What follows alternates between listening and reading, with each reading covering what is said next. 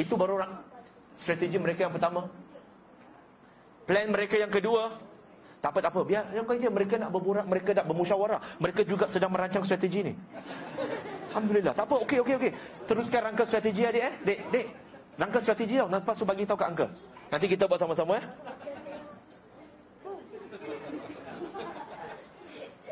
Tak apa, okey je.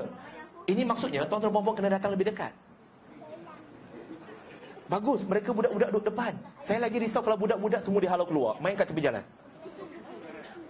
Siapa yang bawa mak bapak datang? Mak bapak bawa you orang datang ke? Korang bawa mak bapak datang? Ha? Mak bapak datang. Okey. Pertama tadi tuan-tuan puan-puan, nampak 6 step Langkah pertama ialah bercakap tentang gay, LGBT ini dan menjadikannya senormal yang mungkin sehingga setiap hari orang bercakap tentang dia. Langkah pertama. Nah, langkah yang kedua iaitu mereka akan menjadikan orang yang gay, LGBT ini sebagai mangsa diskriminasi, bukan untuk mencabar status quo. Apa maksudnya? Mereka akan menggambarkan orang yang LGBT ini sebagai mangsa diskriminasi masyarakat dan bukannya nak mencabar undang-undang. Sebab mereka tak nak nampak cabar undang-undang. Sebab kalau nampak cabar undang-undang, maka orang tak akan bersimpati. Tetapi bila disebut mereka adalah mangsa diskriminasi masyarakat, orang akan lebih bersimpati. Betul tak hari ini tuan-tuan puan-puan muslimin dan muslimat? Ini apa yang berlaku? Cuba kita cakap tentang dia transgender, dia mempromosikan transgender. Lepas tu orang akan cakap kita apa? Kamu memangsakan dia, kesian mereka jadi mangsa. Betul tak? Ini bukan satu kebetulan. Ini satu perancangan.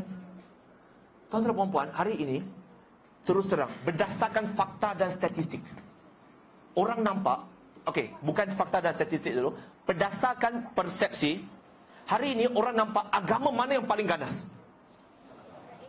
Bukan agama yang paling ganas, berdasarkan persepsi, Islam. Betul? Persepsi. Tapi tuan-tuan dan puan-puan tahu tak, berdasarkan fakta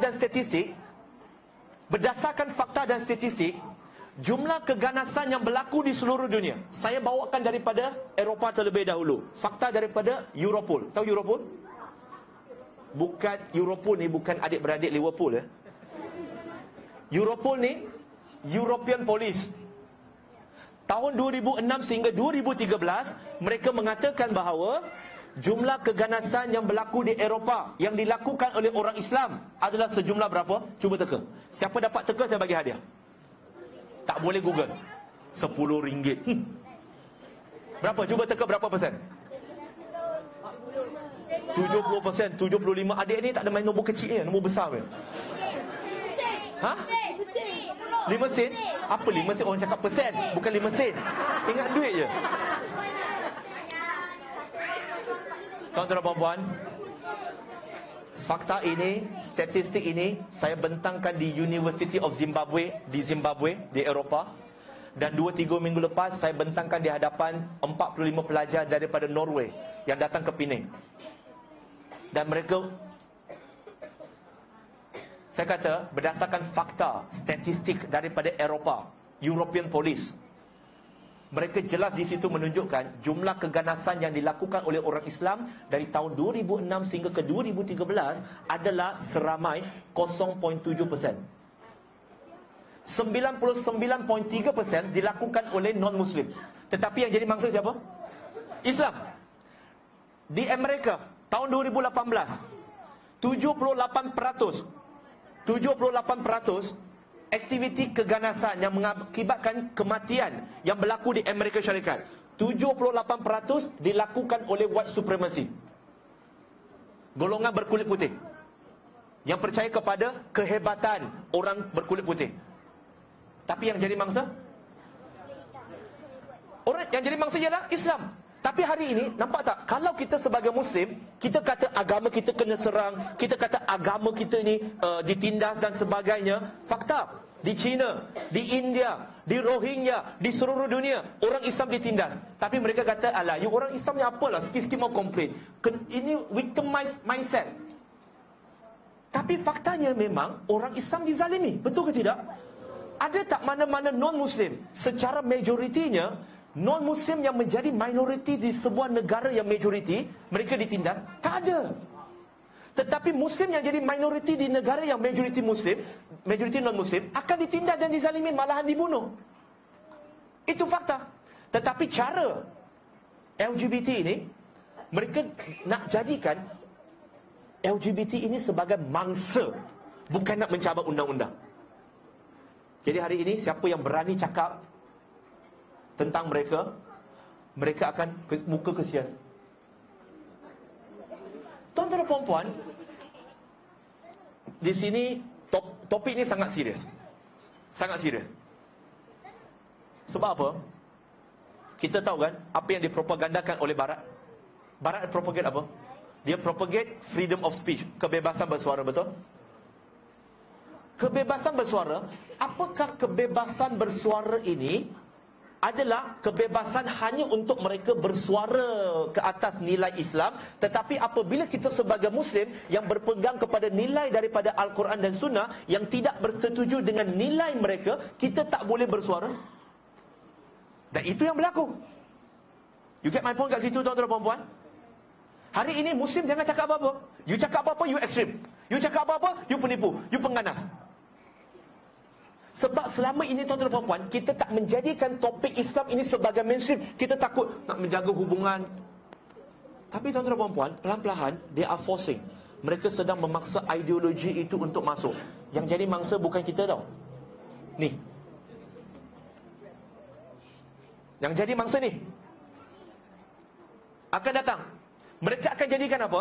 Ini plan mereka yang ketiga. Selepas mereka menjadikan golongan LGBT ini sebagai mangsa, plan mereka yang ketiga adalah sesiapa yang bersuara mempertahankan golongan LGBT akan dipotret, akan dijadikan seperti hero. Betul ke tidak? Walaupun mereka bukan gay, walaupun mereka bukan lesbian, walaupun mereka ini bukan transgender, bukan maknya, tetapi jikalau mereka keluar dan bersuara mempertahankan hak LGBT, mereka inilah yang akan diangkat ke sehingga peringkat antarabangsa dan terima anugerah. Betul ke tidak? Yes. Contoh, Nisha Ayub. Dia sendiri adalah maknya. Dia ada satu NGO yang bernama Justice for Sister. Tapi dia bukan sister pun, dia brother. Yes, brother tetap brother. Dia tukar jantina. Tetapi hari ini, tuan-tuan dan puan-puan, Amerika Syarikat memberikan anugerah kepada dia. Memberikan anugerah kepada dia. Sebab nak menjadikan dia hero. This is the hero. So semakin ramai akan keluar mempertahankan golongan ini, supaya mereka juga nak dikenali sebagai hero. Siapa yang berani untuk menentang mereka, maka itu dikenali sebagai backward. Plan yang ketiga, plan yang keempat, tuan-tuan dan puan, ialah mereka nak jadikan, mereka nak bawa karakter yang sebahagian daripada komuniti LGBT ini ke dalam media dan menjadikannya sebagai arus perdana. Jadikan golongan LGBT ini nampak moden, nampak pandai, nampak canggih, nampak sophisticated. Supaya dia akan kontradik dengan orang yang nak menentang LGBT ini sebagai orang yang mundur, orang yang bodoh, orang yang bangang. You see, it's cool to become gay. Is a successful, adalah sesuatu yang berjaya. You know, jadi gay kamu akan jadi berjaya. Mereka nak portray image macam tu. Saudara bapa ingat semua ni main-main. Tahun lepas, bukan tahun lepas, tahun ni, awal tahun ni, GLAAD, GLAAD tadi, mereka telah mengumumkan kejayaan mereka. Apa kejayaan mereka? Tuan-tuan dan puan, beberapa tahun lepas ada beberapa portal melaporkan saya. Mereka buat laporan, mereka buat berita. Bila saya kata, masih ingat tak filem Beauty and the Beast, yang di mana ada adegan gay kat dalam tu, lalu menjadi kontroversi, betul? Dan saya kata itu adalah sebahagian daripada normalisasi. Maka ada orang kata, alah, apa-apa pun normalisasi. Takkan nak tengok sedikit babak-babak gay boleh terus jadi gay. Aku tengok babak-babak orang lelaki dan perempuan pun tak jadi lurus juga, tetap gay juga. Dia nak gunakan hujah tu. Mereka ingat yang saya cakap tu tak betul. Tak. GLAAD, GLAAD, Awal tahun ini, mereka telah mengumumkan kejayaan mereka di mana mereka berjaya memaksa dan menjadikan industri Hollywood. Setiap filem yang mereka keluarkan mesti memiliki 10% watak yang dimainkan oleh golongan LGBT ataupun memaparkan aktiviti LGBT dalam filem mereka. 10%. Dan mereka kata, great success. Dan tahu apa yang mereka rancang? Mereka kata, dari tahun 2000, bermula tahun 2020 sehingga ke 2030, perancangan mereka adalah memastikan setiap filem Hollywood mesti mempunyai karakter, watak, memaparkan aktiviti LGBT sekurang-kurangnya 20%.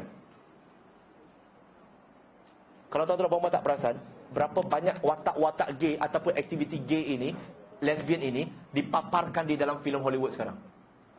Kebetulan? Konspirasi? Bukan. Perancangan. Tuan-tuan dan puan, ada tak kita sebagai Muslim cuba lobby, pastikan setiap filem Hollywood mesti ada representatif orang Islam yang positif dalam situ. Jangan kata apa, dalam filem kita di Malaysia pun yang dikuasai oleh orang Islam sekalipun tak buat macam tu. Lalu kita nak kata kita nak mempertahankan Islam. Semuanya cintakan duit, cintakan dunia. Nak kata untuk agama, menunggang agama. Yes, menunggang agama. Kita tak ada perancangan.